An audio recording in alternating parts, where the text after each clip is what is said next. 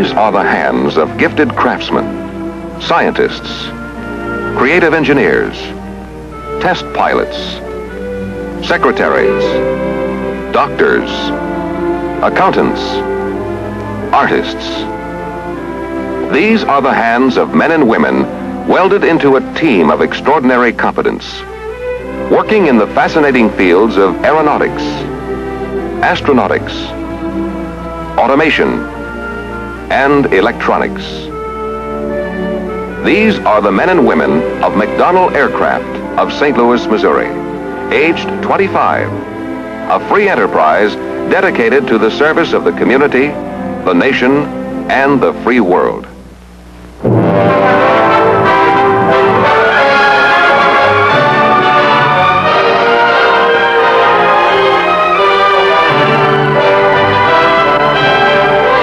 The story of this company has few parallels in the annals of industrial history. It is the story of a small two-story office building expanded to a vast plant of 5 million gross square feet of floor area. Of a team of 2 grown to a team of 34,000. Of 0 sales in the first year to cumulative sales of more than $4.5 billion only 25 years later. But mostly, it is the story of creative achievement in research, design, development, manufacture, and testing.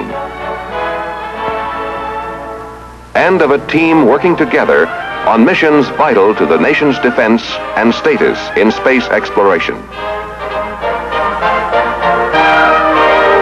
In the sprawling plant that adjoins St. Louis Lambert Municipal Airport, the McDonnell Aircraft team is involved in some of man's greatest adventures. Aircraft that fly at 2.5 times the speed of sound. That reach altitudes in excess of 100,000 feet. Manned spacecraft designed to rendezvous with other vehicles in orbit and remain in orbit up to 2 weeks. Hypersonic glide re-entry vehicles, which determine the effects of re-entry into the atmosphere on winged space vehicles. 3, 2, 1, liftoff. Roger. Intriguing electronic devices in which astronauts simulate space flight Roger. And develop proficiency in joining with another vehicle in orbit. And electronic data processing, which aids in the design of aircraft, spacecraft, and missiles, and serves commercial customers in a variety of ways. For the accomplishment of these challenges, McDonnell Aircraft has reinvested 81% of its cumulative earnings into facilities unique in its industry. An engineering campus that provides company engineers with an environment conducive to creative work. A polysonic wind tunnel, which tests at speeds of Mach 0.5 to 5.6. A hypervelocity impulse tunnel for testing at Mach 27. Space environmental simulation chambers of 32 inches, 5 feet, 8 feet, 18 feet, and 30 feet in diameter. A super clean area, about 3/4 of an acre in size, for spacecraft assembly and testing. And acres of floor area for production of aircraft and spacecraft. Products as complex as man has ever known. McDonnell Aircraft today is one of America's most exciting industrial firms. But to a company old-timer, not a whit more exciting than the early struggles which laid the foundation for the company's present-day success.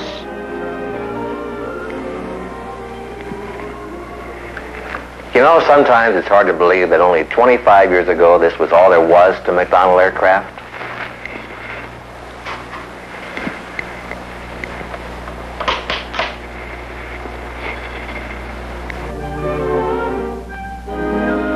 And we had only the second floor at that.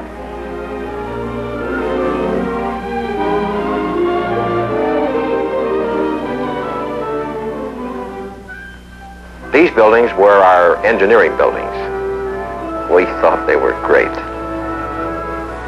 During the war years, we had factories all over St. Louis. We were in this old Cadillac building on Sarah and McLeod. We used to boast that we operated in the world's largest garage. In those days, we were doing subcontract work for several of the big West Coast aircraft companies. We had only about 5,000 employees, and half of them were women.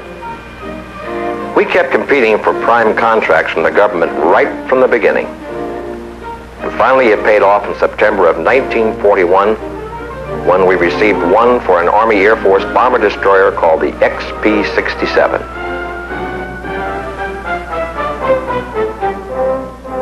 It flew in 1944. I think it reached a speed of 400 miles an hour, which was pretty good in those days. This is the XFD-1, the Phantom one. I guess we made a pretty good impression on the Navy because it was New Year's Eve 1942 that the Navy phoned Mr. Mack and asked if our company was interested in designing a jet fighter that could operate off an aircraft carrier. Our company was only 3.5 years old. Only one other jet airplane had ever been built in America, but we did it. We flew it in 1945. I remember the day it hit 500 miles an hour. We wired the Navy, and they were just as thrilled as we were. Of course, the big test didn't come until July 1946. There were some 3,000 people on the USS Franklin D. Roosevelt to watch Commander Jim Davidson take off in our Phantom from an aircraft carrier. A lot of the spectators didn't share our confidence. I have a recording of it. The McDonnell Phantom, known in the Navy as the XFD-1, is a single-seat, low-wing monoplane of conventional design. Power for the Phantom is furnished by twin axial flow Westinghouse turbojet engines built into the wing roof, or in other words, right up against the fuselage. And there's the signal to launch aircraft. He's started now, and you will hear him as he passes in front of our microphone here on the island of the FDR. Commander Davidson flew it into the air with about 150 to 200 feet to spare, and American naval aviation history has been made as a successful takeoff of an all-jet plane has been made from an American carrier. See him as he circles around. He's dropping down. He is getting a cut from the landing signal officer. He's dropping down onto the deck of the ship, catches his arresting cable, and pulls to a stop just as quickly as does conventional type for a carrier aircraft. A beautiful takeoff, a beautiful landing by Lieutenant Commander James J. Davidson, making American naval aviation history as for the first time an all-jet plane takes off, circles the carrier, and comes back into land.